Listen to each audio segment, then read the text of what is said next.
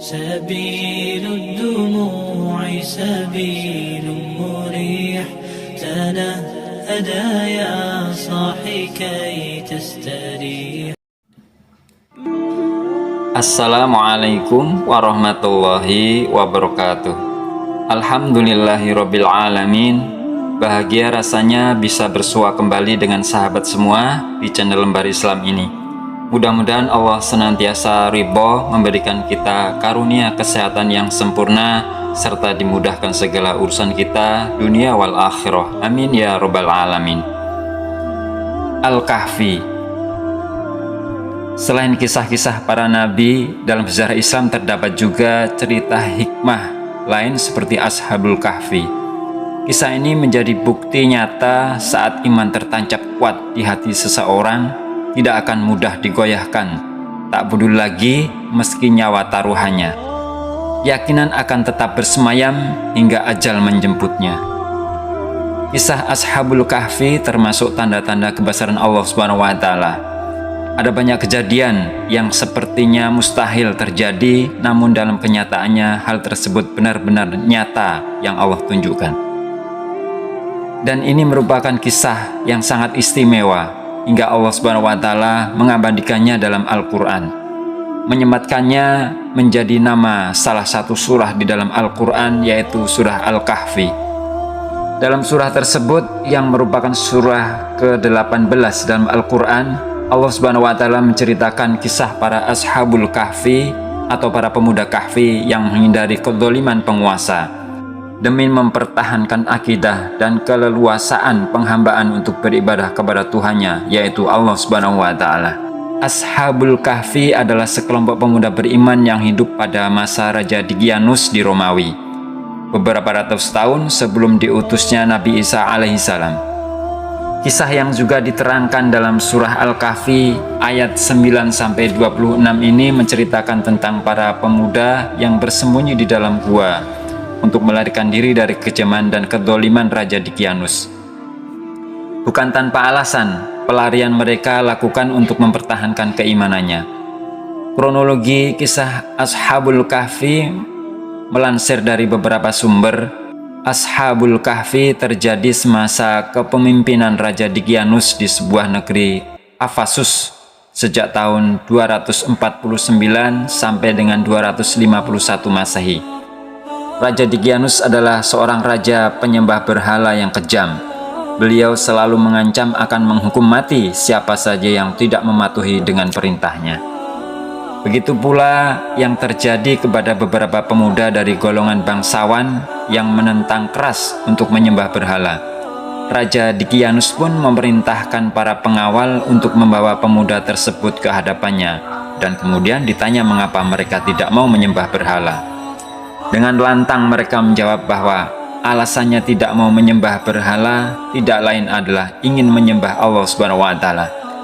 Raja Dqiyanus yang tidak terima berusaha membujuk mereka dengan menawarkan sejumlah kenikmatan dunia, mulai dari harta hingga jabatan, agar mereka mau meninggalkan keimanannya. Namun berkat keteguhan dan kemantapan hati, mereka memutuskan untuk mengasihkan diri ke dalam gua. Saat memasuki gua tersebut pun ketujuh pemuda itu berdoa kepada Allah Subhanahu wa Ta'ala, memohon rahmat dan balas kasihannya. Allah Subhanahu wa Ta'ala kemudian membuat mereka tertidur dalam waktu yang cukup lama, yakni kurang lebih 309 tahun. Meski dalam keadaan terjepit dan terdesak oleh kejaran anak buah raja, Ashabul Kahfi membuktikan bahwa mereka adalah hamba Allah Subhanahu wa Ta'ala yang betul-betul memiliki iman yang kuat. Di gua tersebut mereka berdoa memohon agar diberikan perlindungan dari Allah Subhanahu wa Ta'ala, dan atas izinnya pula Allah Subhanahu wa Ta'ala mendengar dan mengabulkan doa dan menyelamatkan mereka. Allah Subhanahu wa Ta'ala membuat Ashabul Kahfi tertidur dan tidak mendengar serta tidak mengingat apa-apa. Mereka terus berada dalam kondisi tertidur hingga kurun waktu ratusan tahun lamanya. Meskipun lama, para pemuda tersebut hanya merasa bahwa mereka tertidur selama sehari atau setengah hari saja. Alih-alih mengalami perubahan fisik, mereka terbangun dengan wajah yang berseri-seri, hingga akhirnya mereka memutuskan untuk keluar gua dan seluruh kondisi di kota tersebut ternyata telah berubah. Allah Subhanahu wa taala juga menjelaskannya pada ayat ke-10 surat Al-Kahfi sebagai berikut. It awal fitnatu ilal kahfi faqalu rabbana atina min ladunka rahmah wa hayyi' lana min amrina rasyada.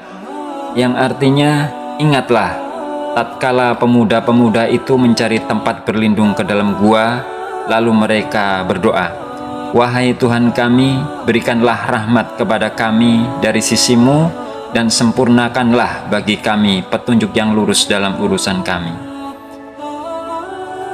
Ibnu Katsir dalam tafsir Al-Quran Al-Azimi menyebut bahwa Allah Subhanahu wa taala membuat Ashabul Kahfi tertidur selama 309 tahun. Dan untuk menunjukkan bahwa mereka tidur di dalam gua selama itu, salah satu di antara mereka keluar gua menuju salah satu pasar. Persoalan mulai muncul ketika utusan Ashabul Kahfi ini membayar barang yang dibelinya. Si penjual terperanjat begitu melihat uang perak yang diterimanya. Seketika dia menolak karena uang itu sudah amat lama tidak berlaku lagi. Bahkan dia menuduh utusan Ashabul Kahfi ini sedang menipunya. Ribut-ribut di depan pasar itu membuat sejumlah petugas kerajaan mendekat. Aparat keamanan ini lantas menangkap utusan tersebut. Setelah diinterogasi, utusan itu pun menceritakan siapa dirinya dan kawan-kawannya yang sedang menunggu di dalam gua. Keterangannya membuat heran dan takjub para petugas. Bahkan sejumlah menteri kerajaan sengaja datang begitu tahu ada uang kuno yang beredar di pasar. Sebaliknya, utusan Ashabul Kahfi ini terperanjat setelah diberitahu bahwa Daqyanus telah lama meninggal. Bahkan gubernur musyrik Nanlalim itu sudah menyebut ajal ratusan tahun silam.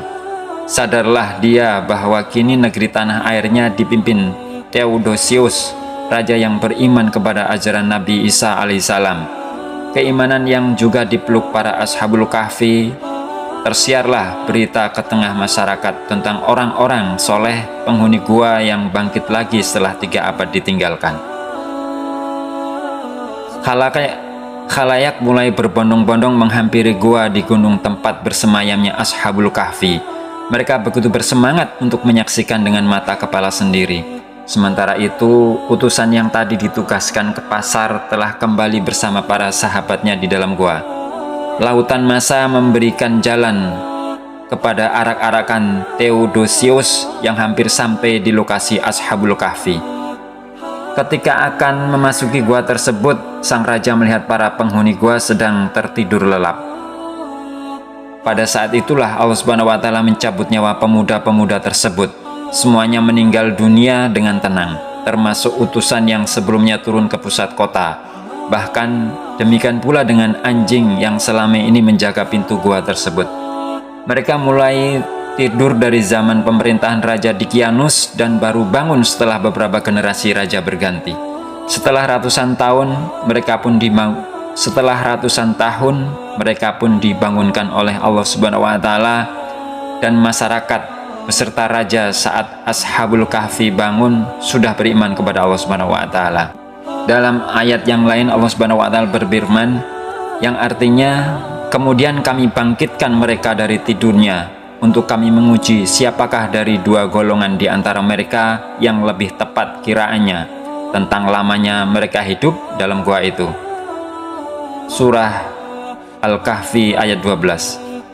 Melihat istimewanya kisah dari para Ashabul Kahfi, ada banyak hikmah dan teladan yang bisa dicontoh dalam kehidupan saat ini, dan juga memberikan berita gembira kepada orang-orang mukmin yang beriman dan selalu mengerjakan amal soleh, bahwa mereka akan mendapatkan ganjaran berupa surga dan segala kenikmatan di dalamnya. Mengutip buku teka-teki surat Al-Kahfi oleh Abu Luqman Fathurrahman, sudah seharusnya kita mengambil hikmah dan pelajaran dari Ashabul Kahfi dengan fakta sejarah yang mudah diterima dan tidak dapat disangkal. Adapun tujuan dikisahkan Al-Kahfi berdasarkan pada firman-Nya dalam surat Al-Kahfi ayat 21, dapat disimpulkan bahwa hikmah dari dikisahkannya Ashabul Kahfi menurut yang ditulis oleh Abu Luqman Fathurrahman adalah agar manusia mengetahui bahwa janji Allah itu benar. Allah selalu menepati janjinya. Selain itu juga sebagai peringatan akan datangnya hari kiamat yang pasti terjadi. Dan hikmah yang lain yang dapat diteladani dari kisah Ashabul Kahfi adalah ketika mementingkan kepentingan agama dan keimanan lebih dari apapun, maka niscaya Allah Subhanahu wa Ta'ala akan memberikan perlindungan dan menyelamatkannya. Selain itu, selagi kita tawakal kepada Allah Subhanahu wa Ta'ala, meskipun dalam kondisi dilanda masalah seberat apapun, maka yakinlah bahwa Allah Subhanahu wa Ta'ala akan menolongnya.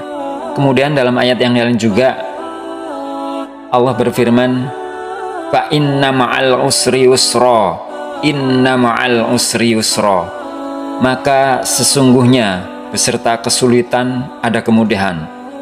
Sesungguhnya beserta kesulitan itu ada kemudahan.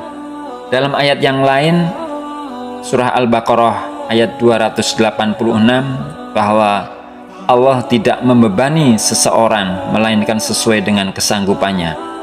Dia mendapat pahala dari kebajikan yang dikerjakannya, dan dia mendapat siksa dari kejahatan yang diperbuatnya. Mereka berdoa, ya Tuhan kami, janganlah Engkau hukum kami jika kami lupa atau kami melakukan kesalahan. Ya Tuhan kami, janganlah Engkau bebani kami dengan beban yang berat sebagaimana Engkau bebankan kepada orang-orang sebelum kami. Ya Tuhan kami, janganlah Engkau pikulkan kepada kami apa yang tidak sanggup kami memikulnya. Maafkanlah kami, ampunilah kami, dan rahmatilah kami. Engkaulah pelindung kami, maka tolonglah kami menghadapi orang-orang kafir. Sikap tauhid serta ketaatan para pemuda ini wajib diacungi jempol. Semoga kita termasuk salah satu dari golongan mereka. Amin ya rabbal alamin. Itulah beberapa hal yang dapat menjadi teladan dari kisah Ashabul Kahfi. Semoga kisah ini dapat bermanfaat dalam kehidupan agar termasuk pada orang-orang yang beriman dan beramal soleh. Kurang lebihnya mohon maaf. Billahi taufiq wal hidayah. Assalamualaikum warahmatullahi wabarakatuh. Wallahu a'lam bissawab.